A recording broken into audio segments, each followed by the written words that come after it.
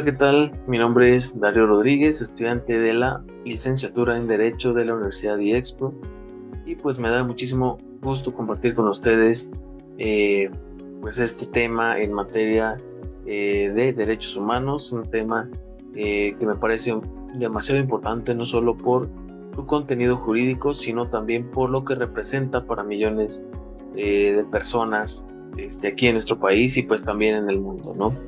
Lo que es la protección internacional y nacional de los derechos humanos. Pues básicamente en estos minutos quiero compartir con ustedes lo que he comprendido, pero sobre todo lo que he reflexionado, porque una cosa es estudiar derechos en teoría y otra es muy distinta entender cómo es que se defienden y cómo es que realmente se necesitan. Como primer punto vamos a conocer qué es la protección de los derechos humanos. Hablar de protección es hablar de acción.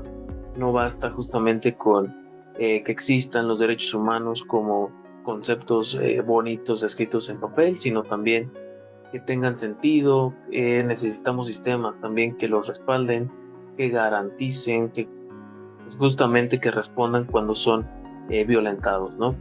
Y esa protección ocurre pues en dos niveles. El primero lo podemos ver en nivel nacional, que es cuando el propio Estado tiene leyes, jueces, mecanismos para proteger los derechos de su población. Y el nivel internacional, que actúa cuando el Estado falla, es decir, cuando es lento o cuando el problema es tan grave que pues rebasa justamente las fronteras. Lo que más me impactó al estudiar esto fue entender que ningún país está exento de violaciones a los derechos humanos, ninguno. Y por eso es tan importante que existan mecanismos tan efectivos como son ellos, ¿no? Vemos también lo que es la protección nacional, en este caso, en el caso mexicano, en donde en México la Constitución es la base. En el artículo número 1 de la Constitución Política de los Estados Unidos Mexicanos, reformado en el 2011, fue justamente un parteaguas. Dice que todas las personas gozarán de derechos humanos reconocidos, pero no solamente en la Constitución, sino también en los tratados internacionales que el Estado mexicano haya firmado. Esto indudablemente coloca a México en una posición pues muy avanzada frente a muchos países y pues del mundo entero, ¿no? Pero como sabemos, lo que dice la ley no siempre se refleja en la realidad. Esto es un hecho que va sucediendo día con día, ¿no? Entre los principales mecanismos de la protección nacional están la Comisión Nacional de los Derechos Humanos, que es la CNDH, que aunque no impone castigos, emite recomendaciones públicas para que puedan presionar a las autoridades. Es un organismo muy importante. El otro mecanismo es el juicio de amparo, que es una herramienta jurídica muy poderosa para proteger a cualquier persona frente a cualquier acto de autoridad arbitraria. Esto es muy importante y bueno, tenemos lo que es el Poder Judicial, que justamente o especialmente la Suprema Corte, que ha emitido sentencias clave en temas de matrimonio igualitario, objeción de conciencia o de derechos de identidad de género. También están lo que son las comisiones estatales de los derechos humanos, están los mecanismos de protección para los periodistas y defensores de derechos, y también a las políticas públicas, ¿no? Que buscan atender grupos en situación de vulnerabilidad. Por ejemplo, puede ser si una persona indígena es detenida sin intérprete, y eso es pues justamente una violación a sus derechos lingüísticos y al debido proceso, ¿no? Si esa persona conoce sus derechos, puede interponer un amparo, pedir ayuda a la CNDH, e incluso acudir a organismos internacionales si no recibe justicia. Por otro lado, la protección internacional es un respaldo necesario.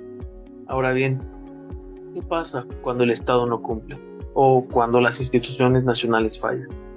Aquí entra lo que es la protección internacional. Existe porque desafortunadamente, pues en muchos países el Estado es parte del problema. Cuando hay desapariciones forzadas, cuando existe tortura, cuando hay represiones o negligencias institucionales, o es muy difícil para una persona pueda obtener justicia dentro de su país. Aquí mismo, bueno, en América Latina contamos con el Sistema Interamericano de los Derechos Humanos, que forman parte de la Organización de los Estados Americanos, de la OEA. En este sistema tiene dos organismos principales: la Comisión Interamericana de los Derechos Humanos, que es la CIDH, que recibe denuncias, investiga y hace pues recomendaciones. Pero por otro lado tenemos la Corte Interamericana de los Derechos Humanos, que emite las sentencias vinculantes para los países que han aceptado su jurisdicción, como es en el caso de México. El procedimiento es el siguiente: una persona o un colectivo presenta una denuncia ante la Comisión Interamericana de los Derechos Humanos. Esta evalúa el caso si es admisible, y si lo es, investiga los hechos. Si determina que hubo alguna violación grave y el Estado no respondió adecuadamente, puede emitir el caso a la Corte. La Corte emite la sentencia, que puede incluir la reparación del daño, reformas legales, disculpas públicas y entre algunos otros, ¿no? Esto ya ha ocurrido en México en varios casos muy emblemáticos.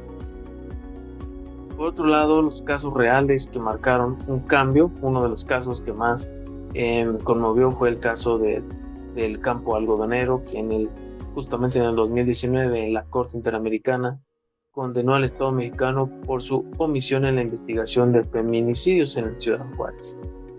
Esa sentencia obligó al país a reconocer su responsabilidad, a capacitar a las autoridades y a implementar medidas para prevenir y sancionar la violencia de género. Otro caso fue el de Radilla Pacheco, un campesino desaparecido durante la Guerra Sucia en los años 70. Su caso fue también llevado a la Corte por falta de justicia en México, y la sentencia obligó al país a que pudiera reformar el sistema judicial militar, que en ese momento juzgaba delitos por hechos humanos cometidos por militares. Estos casos pues indudablemente no solo repararon el daño de las víctimas, sino que también transformaron estructuras enteras. Eso pues lo puede lograr en lo que es la protección internacional, cuando se aplica de forma seria. Otros mecanismos internacionales, además del sistema interamericano, también existe el sistema universal, es decir, el de las Naciones Unidas o la ONU. Aquí encontramos lo que es el Alto Comisionado para los Derechos Humanos, que tiene oficinas en varios países, incluidas aquí en México. Otros comités tratados, como el Comité contra la Tortura, el Comité de Derechos del Niño o el Comité de la Eliminación de la Discriminación Racial. Los relatores especiales que investigan también temas como la libertad de expresión, la violencia de género, la pobreza extrema, entre otros, ¿no? Y también encontramos lo que es el examen periódico universal, donde los países evalúan mutuamente cada cierto tiempo, generando recomendaciones que deben cumplir. Aunque estos organismos no necesariamente o no siempre tienen la fuerza jurídica, su peso político y moral puede ser muchísimo más fuerte. De hecho, muchos de los informes son usados por organizaciones y activistas para presionar a los gobiernos y visibilizar las crisis de los derechos humanos. A lo largo de esta actividad me he dado cuenta de que los derechos humanos no se protegen solos, más bien. Requieren también compromiso, requieren de leyes, requieren de jueces calificados, de denuncias, de medios de comunicación, también de personas defensoras, organismos internacionales, y algo muy importante, que sus ciudadanos estén informados. En muchos casos, la diferencia entre la persona que logra justicia y la que no, creo que es ahora sí que es la primera que conoce sus derechos y sabe pues justamente a dónde acudir. Por eso creo que como estudiantes y como futuros profesionales del servicio público tenemos una gran responsabilidad, y no solo sencilla, ¿no?, sino doble. No solo respetar a los derechos humanos, sino también promover su protección y la defensa activa. También no basta con decir yo no los violo, o yo no los violento, ¿no? Sino también hay que decir, yo ayudo a que otros conozcan sus derechos, a que los reclamen, a que los ejerzan. Y bueno, para cerrar, quiero subrayar lo siguiente. Pues la protección de los derechos humanos es uno de los mayores logros de la humanidad, indudablemente, pero también es uno de los mayores desafíos de la sociedad. México ha avanzado muy bien, sí, pero hay mucho que hacer y el respaldo internacional es una herramienta que no debemos menospreciar. Cuando el Estado falla, el mundo observa y eso nos hemos dado cuenta en muchísimas polémicas actuales, ¿no? En las cuestiones jurídicas. Y, es, y esa presión pues justamente ha salvado vidas, ha hecho justicia, ha transformado o reformado leyes, ¿no? Como estudiantes, como ciudadanos también y como seres humanos pues debemos estar al lado de lo que es la dignidad, de la memoria, de la justicia, de todos estos temas tan importantes que son el tema de los derechos humanos. De antemano pues agradezco mucho su atención y pues nos vemos en el próximo